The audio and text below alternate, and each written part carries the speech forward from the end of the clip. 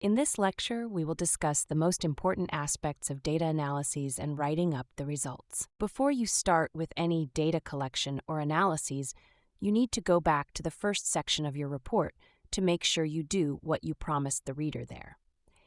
If, during the development of your research method, you made changes to your ideas, you are allowed to change the introduction to your study. What you wrote there is not cast in stone, and it is better to ensure all sections speak to each other and make sense than to force your data and analyses into a profile or idea it is not suited for.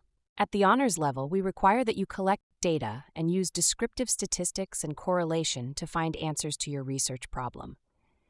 You are allowed to do more, but note that your more advanced statistical techniques will not mean better marks. It will be for your interest only. Descriptive statistics provide basic information about your dataset.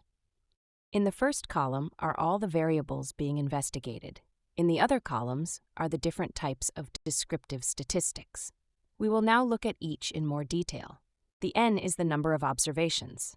For example, if you look at the share price of 30 companies for 1 year, you will have 30 observations. However, if you look at the share price of 30 companies for 2 years, you will have 60 observations. The mean is another word for average. It indicates what is the average share price, for example, for the 30 or 60 observations. The median is the center value of the 30 or 60 observations. This is useful when compared to the mean.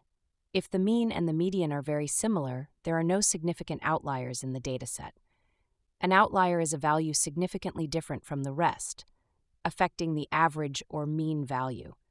So if all the companies in my dataset have a share price of around $50, and one company has a share price of $150, it can significantly affect the average and be thought to be an outlier. There are different ways to deal with outliers.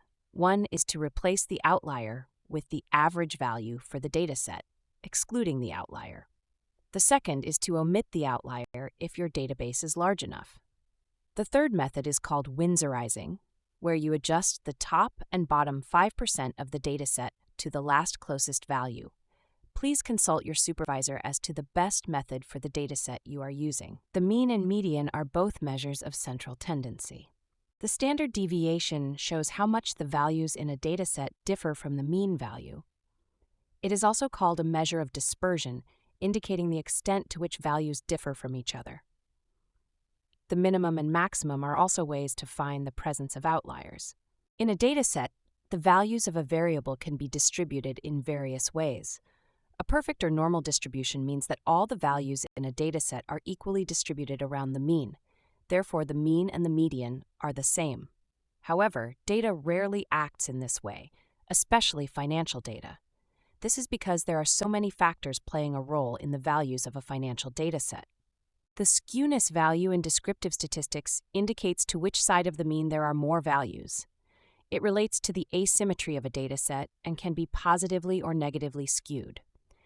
Negatively skew means there are more values below the mean, while positively skew means there are more values above the mean. The normal distribution can also have different levels of peakedness, also called kurtosis. This relates to the mean or average value of the variable and the extent to which it is higher or lower than the rest of the values.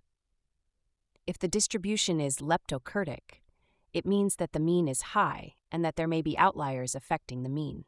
If you find through the descriptive statistics that there are adjustments needed, for example, outliers need to be removed or adjusted, you need to provide the results of the first analysis as well as the after adjustment results.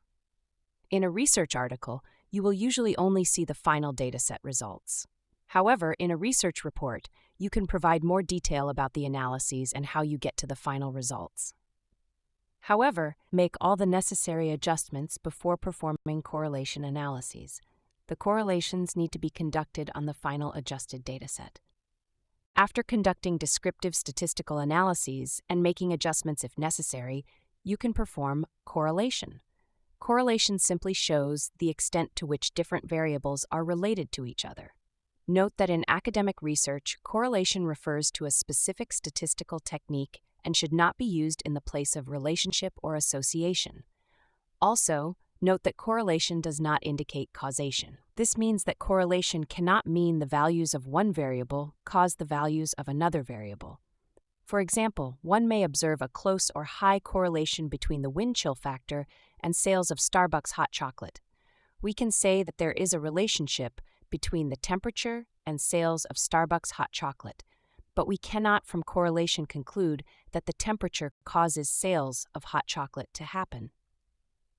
In interpreting correlation coefficients, this is a basic guideline of what is considered a strong or weak correlation. A correlation of 1 means that the two variables are perfectly correlated. A 0 indicates that there is no relationship between the variables. A correlation of more than 50% is generally thought to indicate a strong relationship, whereas a correlation below 50% is considered a weak relationship. However, also see what research articles in your field of research say, and get the opinion of your supervisor when interpreting your results. Types of correlations can be indicated graphically, as shown in the table. You do not need complicated software to accomplish the analyses needed for your research report. Excel can do the necessary. Just follow the steps to activate the required add-in. You have to install the Excel Data Analysis Toolpak. Go to File, Options, select Add-ins. Select Excel add-ins at the bottom of the block. Click Go. Click the checkbox for Analysis Toolpak. Click OK. Go to the Data tab. You now have an Analysis section. These are the steps to perform descriptive statistical analyses. While in your worksheet, go to Data, Data Analysis under the Analysis section. Select Descriptive Statistics. Click OK. Select your dataset with headings, grouped by column, labels in first row, New Worksheet. Select Summary Statistics. Click OK. The descriptive statistics for your data appear in a new worksheet. You follow similar steps to conduct a correlation analysis. While in your worksheet, go to Data, Data Analysis under the Analysis section, select Correlation. Click OK. Select your dataset with headings, grouped by column, labels in first row, New Worksheet. Click OK. The correlation table for your data appear in a new worksheet. Based on your study and the answers you are looking for, you can perform a variety of other statistical tests using Excel. A t-test tests the means between two samples. Say, for example, you are looking at the share values of companies in the basic materials sector and the retail sector. You can use a t-test to see if the share values of the two sectors differ in a statistically significant way. ANOVA is similar to a t-test, except that it looks at more than two samples. The chi-square test measures how expectations compare to actual observed data. It tests how likely it is that an observed distribution is due to chance, and is also called a goodness of fit statistic, because it measures how well the observed distribution of data fits with the expected distribution. For example, when comparing the test results of students who attended class versus those who did not, the chi-square test result indicates the likelihood of getting a certain test mark based on class attendance. Regression is a statistical method to measure the level to which variables are dependent on or related to each other. It comes back to the regression function you have learnt in school. If you take share return as the y, dependent variable, and add different variables as x, independent variables, such as sales, ROE, etc., you can determine which of these other variables are most related to share return. Note again that regression does not allow one to determine causation. These can all be performed in Excel in the same way as preparing a correlation table. Once you have completed the analyses, you can start to write up the results. The results are discussed as part of Section 4. It is good practice to help the reader by recapping the findings from the literature, the research problem, objectives, and hypotheses. It is important to relate the results to what was found in other research. You therefore have to refer back to the literature review and mention how your results are similar or different to what was previously found. However, be careful not to refer to any new sources now anymore. Only refer to sources that you have mentioned in the literature review. Keep with the principles you used in the previous sections by writing in a systematic way and in a language that the average person can understand. The discussion, conclusions, and limitations section is the final section of the research report. Each of these appears under a subheading in the same section. The discussion is a broad overview of the results as described in Section 4. You can again refer back to the most prominent sources that relate to your research and how your results are similar or different from that of previous research. The conclusion refers to the main points your study has made. Here, you also need to mention the implications of your research. How do the results of your study affect academia and practice? Think of institutions such as regulators, the government, and the industry, and what your results can mean for them. The last section to write is the limitations of your research. No study is perfect, and you may have already thought about things you would have liked to do differently. Limitations in your research have the potential to become future research studies, so think of ways you could have made your study better, for example, including a larger sample or using more sophisticated statistical techniques, and provide those as limitations and ideas for future research. In conclusion, check that you follow the principles listed here. By the time one gets to the discussion, conclusions, and limitations of a study, it becomes difficult to find sufficient words to write it up properly.